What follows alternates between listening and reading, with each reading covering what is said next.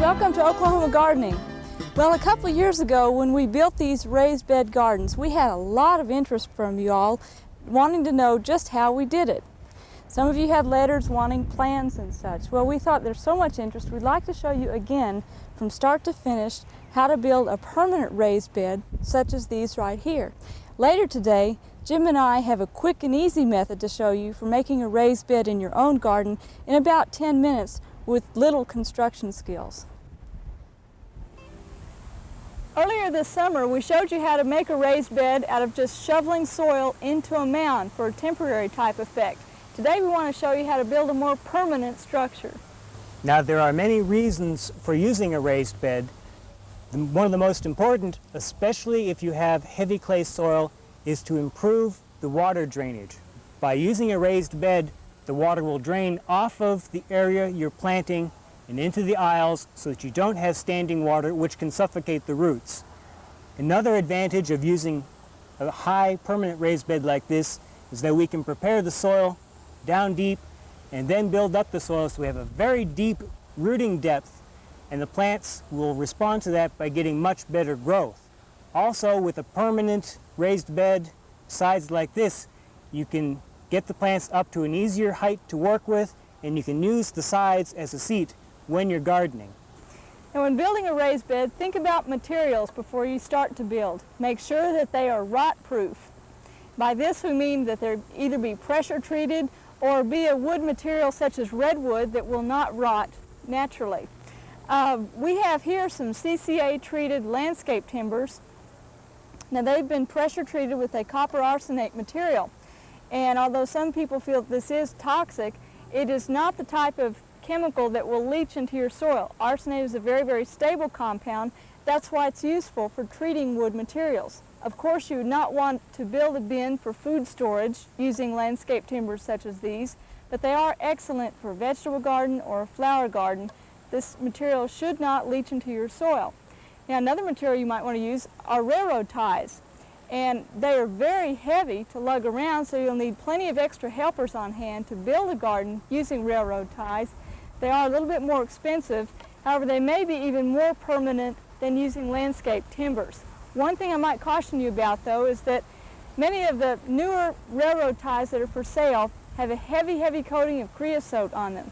This will volatilize and burn tender young plants that are growing right next to the edge of your raised bed. So be careful about that point. One last item, if you're going to use boards such as 1x12s for building, you may need extra crossbars for stability because they will tend to bow out. Now, if you want to use brick or cinder blocks, that's fine. That's even more permanent, but it's much more expensive and quite a bit more labor intensive. Now, keep in mind, before you go and make any cuts, lay out where you plan on using your raised bed so that you know exactly how big it's going to be. And if you're going to use it for vegetable gardening, don't make it any wider than 3 feet wide. Otherwise, that's what this is. Otherwise, it'll be too hard to get into the middle part of the row. Now, you notice we have two beds right end on end. So we've run a line from that corner all the way to the far end to make certain not only that the sides of the bed are straight, but that the two beds are straight with each other. Last of all, in planning the height of your raised bed, you want it plenty high enough so you do get the benefits of a raised bed, but don't make it so high that the plants will freeze out in the winter time, your perennial plants such as fruits and herbs. You can have the same effect with a too high raised bed as you would of leaving a container plant out on a patio over the winter. The roots can freeze out. Also, your walls may be a little less stable. So we've got 2 courses run around here already of landscape timbers, and Jim, you want to help me set the rest of it?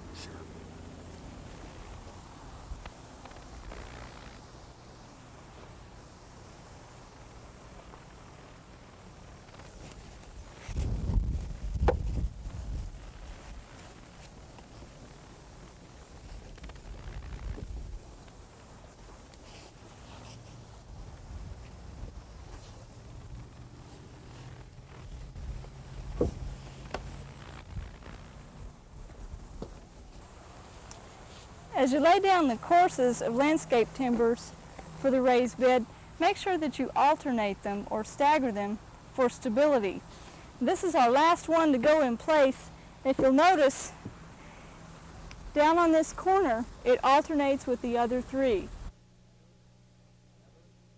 Now those landscape timbers aren't going to stay in place by themselves.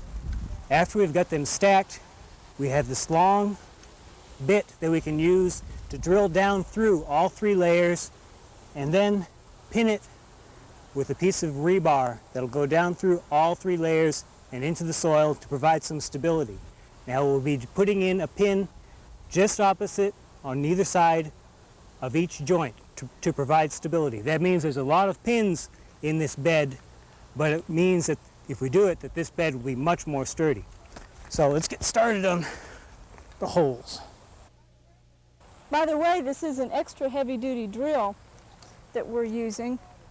Don't bother trying to use regular homeowner's drill. It just doesn't have the power and you'll end up wasting more time. It's worth it to go out and rent a good heavy-duty drill. It makes it go much faster.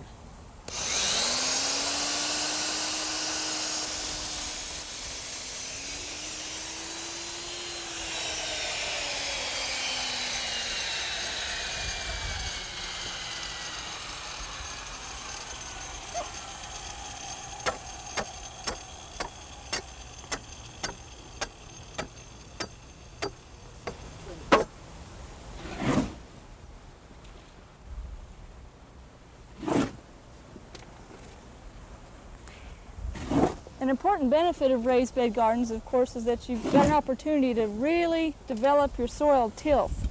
And we're layering in soil and compost and then spading them in together so that we can get a good, healthy mix of soil.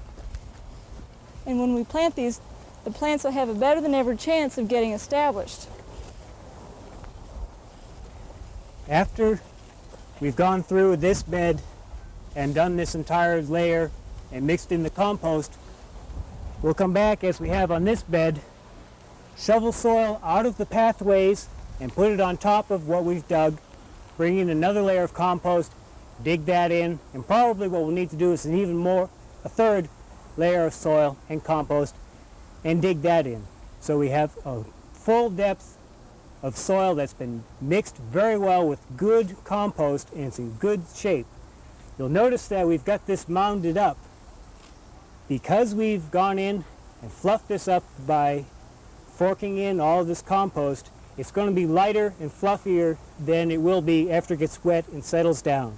So by making sure that we've got a fairly good mound here, by the time it settles, it'll be down just about level with the top of our ties here, or maybe just a touch below. Now, as the last step in our raised beds, once we get the other two beds built, we're going to come in with a layer of wood chips that have been ground up rather coarsely, and these will serve as our pathways so that this can truly be our rainy day garden and we can do shows for you without tearing up our regular garden soil. Now, one thing we might caution you on is if you are going into an area that's in Bermuda grass, you might want to kill that out first with Roundup. Dig it out thoroughly, make sure you've gotten rid of the Bermuda grass because it will try to grow in through the cracks in the garden. If once you lay down a mulch on your pathways and you see Bermuda grass getting started, pull it up at the very first sign, or if it's a serious case that's gotten beyond control, try to spot treat with some Roundup to keep it from working its way into the bed. Now, starting a raised bed like this is a lot of work, but at the end of it, you've got a garden that you can use through wet and dry weather and enjoy and have a good garden that you can get to whenever you need to. That's right. In fact, you can extend the season. It's much easier to cover this over with some kind of frost protection to give you a 3-season garden here in Oklahoma. Now, if you want to get the benefits of raised bed gardening without going through quite as much bother in construction as what we've just showed you, you can just make a simple earth raised bed such as this. What we've done We've rototilled the whole garden just as you normally would in preparing your garden space. And then we've marked off both sides of a wide bed. In this case it's 2 feet wide. You really want a minimum of 18 inches wide to get any benefit, and you don't really want to make it much more than 3 feet wide in order to be able to reach into the middle of it and work. 2 feet works out fairly well. We've marked off our section, and then you just simply shovel a few inches of the soil from the pathway up into the middle of what will be your raised bed from both sides. If you're doing several beds from a single pathway, you'd shovel some on one side, some on the other. Then come back with garden rake and just smooth that down. Get rid of many of the clods. Give yourself more or less of a flat surface on top. And this way, as you can see, I've just shoveled a couple of inches, but when we're done, we've actually got 6 to 8 inches of raising from where you're planting down into the pathway. So we'll have good water drainage, good soil aeration, and I'm going to finish raking this, smoothing this up, then we'll come back, and Sue's going to put some beans in here.